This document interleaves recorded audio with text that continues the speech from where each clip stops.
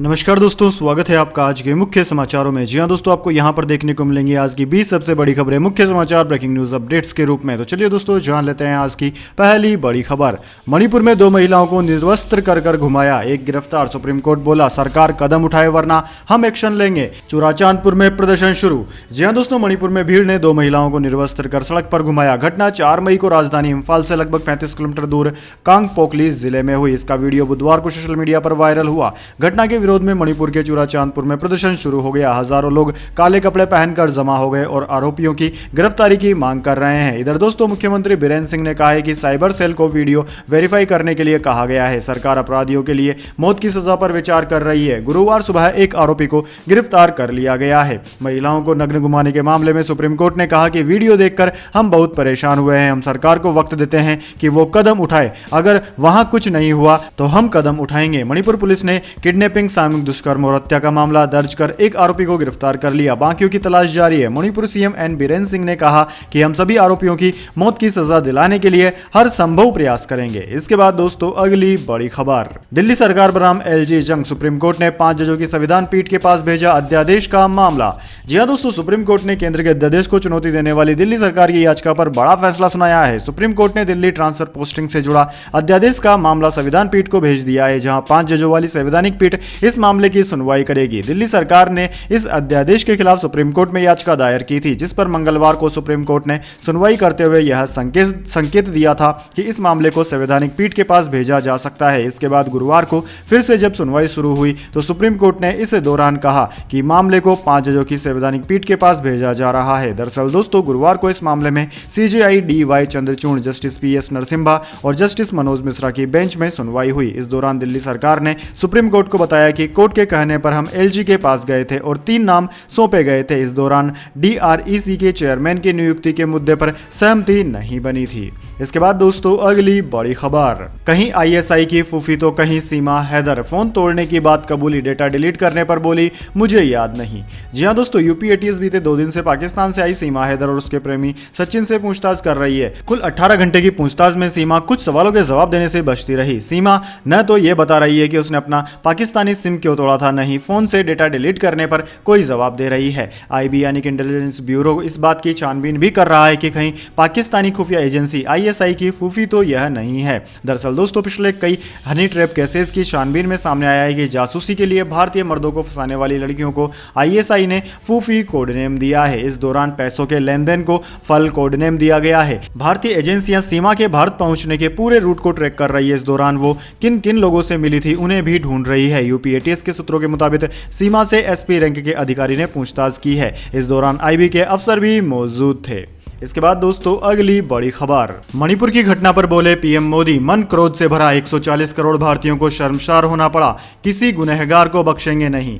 जी हां दोस्तों, संसद का मानसून सत्र सुबह 11 बजे से शुरू हो गया। कार्यवाही शुरू होते ही विपक्षी सांसदों ने मणिपुर मुद्दे पर हंगामा शुरू कर दिया। इसके चलते दोनों सदनों की कार्यवाही दोपहर तक के लिए स्थगित कर दी गई। इससे पहले PM मोदी ने मणिपुर में 2 महिलाओं को निर्वस्त्र सड़क पर घुमाने के मामले पर कहा कि मेरा हृदय आज पीड़ा से भरा है, क्रोध से भरा है। मणिपुर की घटना किसी भी सभ्य समाज के लिए शर्मसार करने वाली घटना है। पाप करने वाले कितने हैं और कौन है, ये अपनी जगह है। उन्होंने कहा कि ये बेइज्जती पूरे देश की हो रही है। 140 करोड़ भारतीयों को शर्मसार होना पड़ा है। सभी मुख्यमंत्रियों से कहता हूं कि कानून व्यवस्था को मजबूत करें, माताओं बहनों की रक्षा के लिए सख्त कदम उठाए। PM ने कहा कि इस देश में हिंदुस्तान के किसी भी कोने या किसी भी राज्य सरकार में राजनीतिक वाद विवाद से ऊपर उठकर कानून व्यवस्था और बहनों का सम्मान प्राथमिकता है। किसी भी गुनहगार को बख्शा नहीं जाएगा। मणिपुर की बेटियों के साथ जो हुआ उसे कभी माफ नहीं किया जा सकता। दरअसल दोस्तों, मणिपुर में भीड़ ने कुकी समुदाय की 2 महिलाओं को निर्वस्त्र कर सड़क पर घुमाने की घटना को अंजाम दिया था।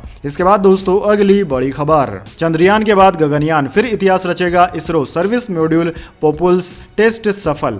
जी हां दोस्तों, अंतरिक्ष में अपने पहले मानव मिशन गगनयान को लॉन्च करने की दिशा में गुरुवार को भारतीय अंतरिक्ष अनुसंधान संगठन इसरो को एक बड़ी सफलता मिली। गगनयान मिशन के सर्विस मॉड्यूल प्रोपल्स सिस्टम SMPS का गुरुवार को सफलतापूर्वक परीक्षण किया गया। SMPS गगनयान ऑर्बिट मॉड्यूल की आवश्यकताओं को पूरा करता है। हॉट टेस्ट के अंतिम कॉन्फ़िगरेशन का आयोजन इसरो के तमिलनाडु में महेंद्रगिरी स्थित पोपुल्स कॉम्प्लेक्स में किया गया। गगनयान मिशन को अगले साल लॉन्च किया जाना है, जिसे लेकर इसरो जोरों शोरों से तैयारी पूरी कर रहा है। गगनयान मिशन को लेकर केंद्र सरकार पहले ही इसरो को 10,000 करोड़ की रकम दे चुकी है। यह भारत का अंतरिक्ष में पहला मानव मिशन है। गंभीरता को देखते हुए इसे लेकर इसरो में बारीकी से परीक्षण किए जा रहे हैं। इसरो की योजना गगनयान के माध्यम से अंतरिक्ष यात्रियों को पृथ्वी से करीब 400 किलोमीटर ऊपर स्पेस में भेजने की है। इस संबंध में भारतीय वायुसेना की मदद भी ली जा रही है। वायुसेना से अंतरिक्ष यात्री चुनने के लिए कहा गया है। इसके बाद दोस्तों अगली बड़ी खबर, ब्रजभूषण को शर्तों के साथ रेगुलर बेल मिली, बिना परमिशन देश नहीं छोड़ सकेंगे, गवाहों को प्रभावित नहीं करने के निर्देश। जी हां दोस्तों, दिल्ली की राउज एवेन्यू कोर्ट ने भारतीय कुश्ती संघ WFI के पूर्व अध्यक्ष बीजेपी सांसद ब्रजभूषण शरण सिंह को नियमित जमानत दे दी है। कोर्ट ने कुश्ती महासंघ के सहायक सचिव विनोद तोमर सिंह को भी नियमित जमानत दे दी है। कोर्ट ने दोनों को 25-25 हजार रुपए के निजी मुचलके पर जमानत दी है। कागजों की जांच के लिए सुनवाई की अगली तारीख 28 जुलाई तय की गई है। ब्रजभूषण पर 6 बालिग महिला पहलवानों के यौन शोषण का केस चल रहा है। इस केस में पुलिस चार्जशीट पेश कर चुकी है। कोर्ट ने ब्रजभूषण को जमानत देते हुए कई शर्तें लगाई। कोर्ट ने कहा कि आरोपी प्रत्यक्ष और अप्रत्यक्ष रूप से शिकायतकर्ताओं या गवाहों को प्रभावित नहीं करेंगे, कोर्ट की अनुमति के बिना देश नहीं छोड़ेंगे। सुनवाई के दौरान पीड़ितों के वकील ने जमानत दिए जाने को लेकर विरोध किया। उन्होंने कहा कि सांसद राजनीतिक रूप से ताकतवर है और वह गवाहों को प्रभावित करने की क्षमता रखते हैं, लिहाजा उसको जमानत नहीं दी जानी चाहिए। इस पर ब्रजभूषण के वकील ने आपत्ति जताते हुए कहा कि गवाहों को धमकाने जैसी कोई बात अभी तक नहीं हुई है। वैसे इस तरह की कोई शर्त अगर कोर्ट लगाता है तो हम उसका पूरी तरह से पालन करेंगे।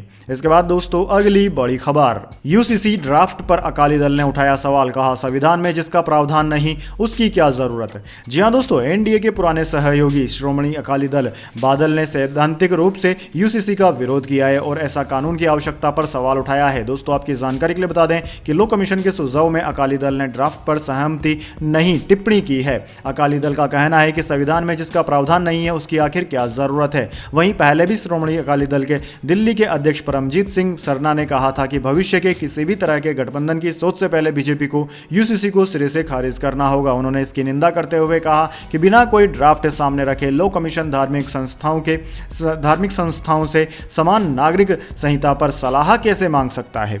इसके बाद दोस्तों अगली बड़ी खबर, शव रखकर प्रदर्शन करने पर 5 साल की सजा, डेड बॉडी लेने से मना किया तो जेल जाएंगे परिजन। भाजपा बोली ये मीसा जैसा कानून।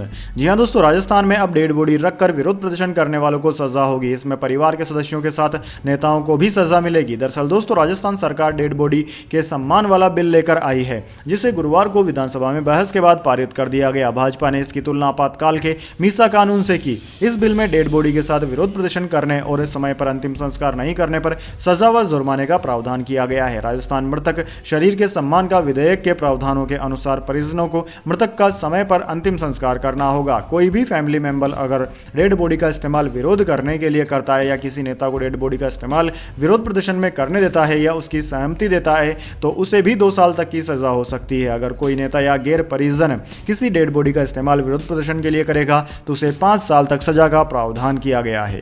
इसके बाद दोस्तों अगली बड़ी खबर, भारत के यूपीआई ने एक नए मार्केट में मारी एंट्री, अब फ्रांस के लोग भी कर सकेंगे इसका इस्तेमाल। जी हां दोस्तों, भारत का यूपीआई यानी कि यूनिफाइड पेमेंट इंटरफेस धीरे धीरे दुनिया भर में छाता जा रहा है। कई देशों तक यह पहले ही अपनी पहुंच बना चुका है और अब ताज़ा अपडेट है कि भारत का यूपीआई फ्रांस में भी चलेगा। भारत और फ्रांस के बीच फ्रांस में यूपीआई इस्तेमाल करने को लेकर समझौता हो गया है। फ्रांस के दौरे पर गए पीएम मोदी ने गुरुवार को कहा कि पेमेंट सिस्टम यूपीआई का इस्तेमाल करने को लेकर भारत और फ्रांस के बीच सहमति बनी है। इसके चलते अब फ्रांस के लोग भी यूपीआई का इस्तेमाल कर सकेंगे। इससे भारत के इनोवेशन के लिए एक बड़ा बाजार खुलेगा। इसके बाद दोस्तों अगली बड़ी खबर, सीमा हैदर मामले के बाद जांच एजेंसियां हुई चौकन्नी, भारत नेपाल बॉर्डर पर इंटीग्रेटेड चेक पोस्ट की बढ़ेगी निगरानी। जी हां दोस्तों, पाकिस्तानी युवती सीमा हैदर के नेपाल के जरिए भारत आने के खुलासे के बाद से गृह मंत्रालय में बैठकों का दौर जारी है। नेपाली सीमा पर स्थित चारों इंटीग्रेटेड पोस्ट में सुरक्षा व्यवस्था बढ़ाने को लेकर चर्चा हो रही है। बताया गया है कि चेक पोस्ट पर चौकसी और बढ़ा दी जाएगी। जाएगी। वहीं फेशियल रिकग्नाइजेशन सिस्टम को बढ़ाना और इमिग्रेशन स्टाफ को बढ़ाया जाएगा। सीमा हैदर प्रकरण के बाद भारत नेपाल सीमा जो कि 1850 किमी लंबी है, वहां पर चौकसी और अधिक कड़ी करने के लिए सुरक्षा बलों की गश्त बढ़ाने और सीसीटीवी कैमरों की संख्या बढ़ाने को लेकर मंथन हो रहा है। चेक पोस्ट पर facial recognisation system, biometric system की संख्या और ज्यादा बढ़ाने पर जोर दिया गया है। इन कदम के अलावा रैंडम चेकिंग और मल्टी एजेंसी सर्विलांस सिस्टम, जिसमें सशस्त्र सीमा बल, आईबी, इमिग्रेशन, फॉरेस्ट पुलिस और स्थानीय पुलिस की संयुक्त टीम बराबर संवेदनशील इलाकों की निगरानी करेंगे।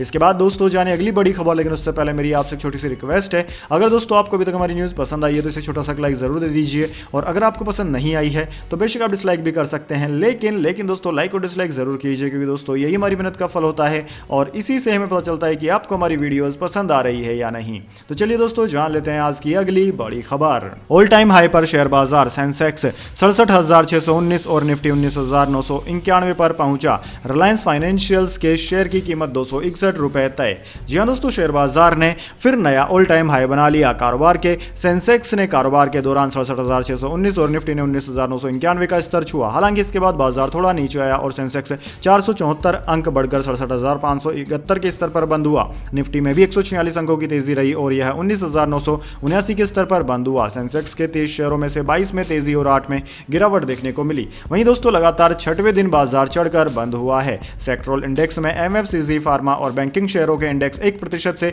अधिक की तेजी के साथ बंद हुए। दूसरी तरफ आईटी, टेक, पावर और कंज्यूमर ड्यूरेबल्स शेयरों में गिरावट रही। वहीं दोस्तों निफ्टी 50 के टॉप गेनर्स और टॉप लूजर्स की बात करें तो निफ्टी 50 के टॉप गेनर्स में आज आईटीसी, कोटक बैंक, आईसीआईसी बैंक रहे, जबकि टॉप लूजर्स में इन्फोसिस, अल्ट्राटेक सीमेंट और बजाज फिनसर्व रहे। इसके बाद दोस्तों अगली बड़ी खबर, 20 राज्यों में भारी बारिश का अलर्ट। महाराष्ट्र के रायगढ़ में लैंडस्लाइड में 48 घर बहे, 13 की मौत, 120 लोग मलबे में दबे। जी हां दोस्तों, भारी बारिश के चलते महाराष्ट्र के रायगढ़ में बुधवार रात चट्टान खिसकने से 48 घर तबाह हो गए। हादसे में 13 लोगों की मौत हुई, जबकि 75 लोगों का रेस्क्यू किया गया। 120 से ज्यादा लोग अभी मलबे में दबे हैं। इस शालवाड़ी गांव में इन लोगों को रेस्क्यू करने के लिए एनडीआरएफ की टीमें मौके पर तैनात है। महाराष्ट्र के मुख्यमंत्री एकनाथ शिंदे ने हादसे की जगह पर पहुंचकर हालात का जायजा लिया है। उन्होंने बताया कि प्रशासन ने अब तक 103 लोगों की पहचान की है जो मलबे में दबे हुए हैं। इस जगह पर आना बेहद कठिन है और लगातार बारिश भी हो रही है। इसके बावजूद राहत कार्य को जल्द से जल्द पूरा करने की कोशिश की जा रही है। वहीं दोस्तों मदद व पुनर्वास मंत्री अनिल पाटिल ने कहा है कि अगर जरूरत पड़ी तो जख्मी लोगों को एयरलिफ्ट कराया जाएगा। उप मुख्यमंत्री अजित पवार ने कहा कि मृतकों के परिवार को महाराष्ट्र सरकार की तरफ से 5 लाख की आर्थिक मदद दी जाएगी। साथ ही घायलों के इलाज का खर्च भी सरकार उठाएगी। इसके बाद दोस्तों अगली बड़ी खबर, एनआईए ने केरल में आईएसआईएस मॉड्यूल का किया भांडाफोड़। धार्मिक स्थलों और नेताओं पर अटैक की थी प्लानिंग।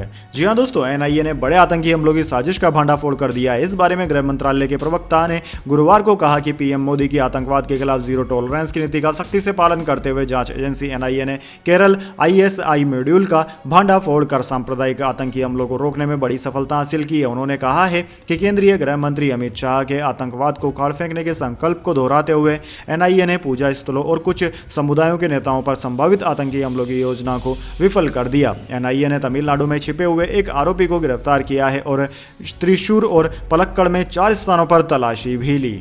इसके बाद दोस्तों अगली बड़ी खबर, चुनाव से पहले कांग्रेस का फैसला, पायलट नहीं, गोविंद सिंह डोटासरा बनाए गए प्रदेश चुनाव कमेटी के चेयरमैन।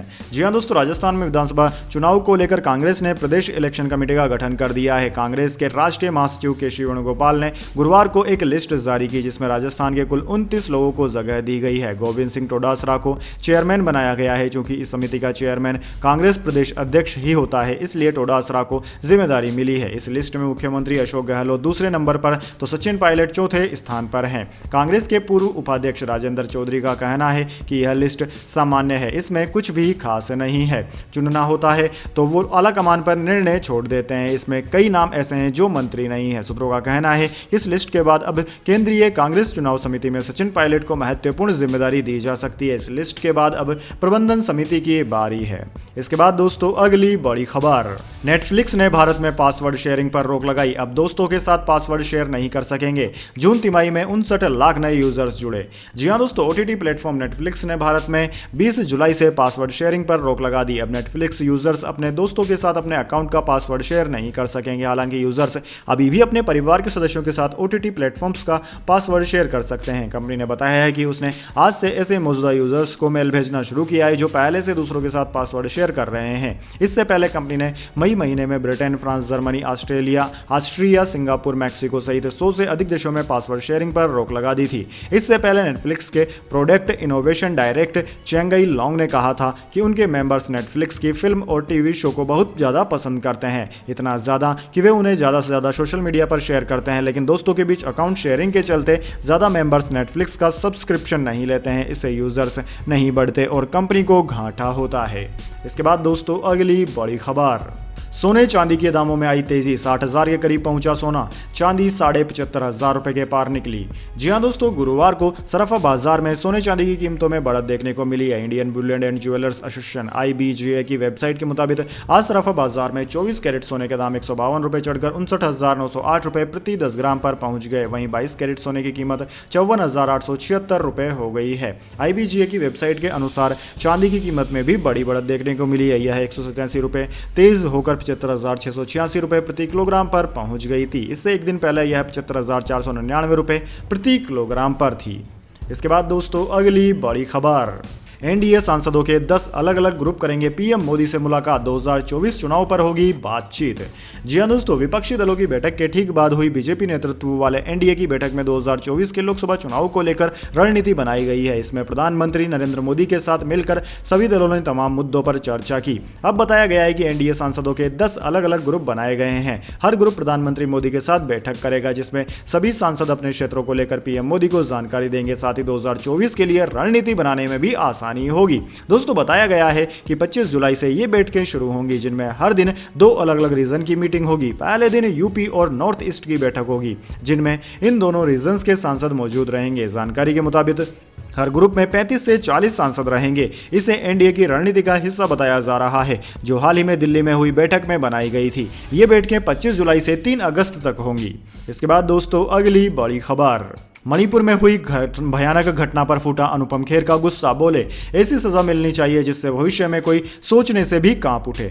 जी हां दोस्तों, मणिपुर से महिलाओं को निर्वस्त्र घुमाने की शर्मसार करने वाली घटना का वीडियो जब से सामने आया, पूरे देश में सनसनी मच गई है। इस वीडियो को देखने के बाद हर किसी के रोंगटे खड़े हो रहे हैं। हर कोई इस वीडियो को देखने के बाद गुस्सा जाहिर कर रहा है। कई सेलेब्स ने सोशल मीडिया पर अपनी प्रतिक्रिया दी है। अब इस लिस्ट में अनुपम खेर का नाम भी शामिल हो गया है। अनुपम खेर ने यह हरकत करने वालों को कड़ी से कड़ी सजा देने की मांग की है। अनुपम खेर ने सोशल मीडिया पर पोस्ट शेयर किया है। उन्होंने लिखा, मणिपुर में हुई 2 महिलाओं के साथ राक्षसी वृत्ति वाली घटना शर्मनाक है। मन में बहुत ज्यादा क्रोध भी जागा है। मेरी राज्य सरकार, केंद्र सरकार से दरख्वास्त है कि जो इस घिनौनी हरकत के लिए जिम्मेदार है, उन्हें कड़ी से कड़ी सजा मिलनी चाहिए। ऐसी सजा जिससे भविष्य में कोई सोचने से पहले भी कांप उठे।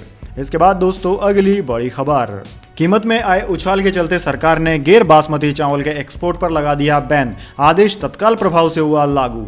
जी हां दोस्तों, भारत सरकार ने गैर बासमती चावल के एक्सपोर्ट पर बैन लगा दिया है। यह आदेश तत्काल प्रभाव से लागू हो चुका है। सरकार ने इस बारे में आदेश जारी कर दिया है। केंद्र सरकार ने देरी से आए मानसून से खरीफ फसल, खासतौर से धान की फसल को होने वाले नुकसान के मद्देनजर प्रोडक्शन में गिरावट के डर के चलते यह प्रतिबंध लगाने का फैसला किया है। खाद्य और उपभोक्ता मामलों के मंत्रालय के मुताबिक भारतीय बाजार में पर्याप्त उपलब्धता सुनिश्चित करने और घरेलू बाजार में गैर बासमती चावल की कीमतों को बढ़ने से रोकने के लिए केंद्र सरकार ने एक्सपर्ट पॉलिसी को संशोधन करने का फैसला लिया है। 20% एक्सपोर्ट ड्यूटी से मुक्त करते हुए गैर बासमती चावल के एक्सपोर्ट पर तत्काल प्रभाव से प्रतिबंध लगाने का फैसला लिया गया है। सरकार ने खुद माना है कि चावल की कीमतों में इजाफा देखा जा रहा है। खुदरा बाजार में चावल की कीमत में 11.5% का इजाफा बीते 1 वर्ष में देखा गया, जबकि 1 महीने में 3% कीमतों में उछाल देखने को मिला। सरकार ने गैर बासमती चावल के एक्सपोर्ट पर 8 सितंबर 2022 को 20% एक्सपोर्ट ड्यूटी लगाने का फैसला लिया था, जिससे घरेलू बाजार में उपलब्धता बढ़ाई जा सके, साथ ही कीमतें कम की जा सके। लेकिन 20% एक्सपोर्ट ड्यूटी के बाद भी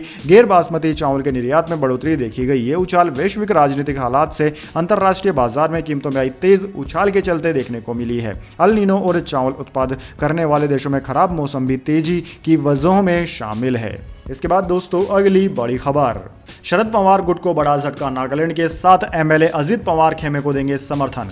जी हां दोस्तों, महाराष्ट्र में राष्ट्रवादी कांग्रेस पार्टी में टूट के बाद शरद पवार को एक और झटका लगा है। नागालैंड में एनसीपी के 7 विधायक अजित पवार खेमे में चले गए हैं। विधायकों के साथ पदाधिकारी भी अजित पवार को समर्थन देंगे। एनसीपी अजित पवार गुट के राष्ट्रीय प्रवक्ता ब्रज मोहन श्रीवास्तव ने बताया कि नागालैंड के प्रदेश अध्यक्ष वानथुंग ओडियो ने दिल्ली आकर राष्ट्रीय कार्यकारी अध्यक्ष प्रफुल्ल पटेल और महाराष्ट्र अध्यक्ष सुनील तटकरे से भेंट की। उन्होंने नागालैंड एनसीपी के निर्णय की जानकारी दी। ओडियो ने 7 विधायकों सहित सभी पदाधिकारियों के समर्थन के शपथ पत्र भी सौंपे। इस पर प्रफुल्ल पटेल ने आश्वासन दिया कि वे पार्टी को मजबूत करने के प्रयासों में उनका साथ देंगे। प्रफुल्ल पटेल ने नागालैंड की प्रदेश कार्यकारिणी और जिला यूनिट को पहले जैसे कार्य करते रहने का निर्देश भी दिया है। तो दोस्तों, यह थी आज की तमाम बड़ी खबरें। इसके बाद दोस्तों बारी आती है आज के माइंड क्यूज क्वेश्चन की। जी हां दोस्तों, एक आसान से सवाल का जवाब देकर आप जीत सकते हैं एक अमेजिंग सरप्राइज गिफ्ट हमारे यूट्यूब चैनल की ओर से। तो दोस्तों, आज का सवाल आपकी स्क्रीन पर आ चुका है। भारत में सफेद टाइगर कहां पर पाए जाते हैं? जी हां दोस्तों, अगर आप जानते हैं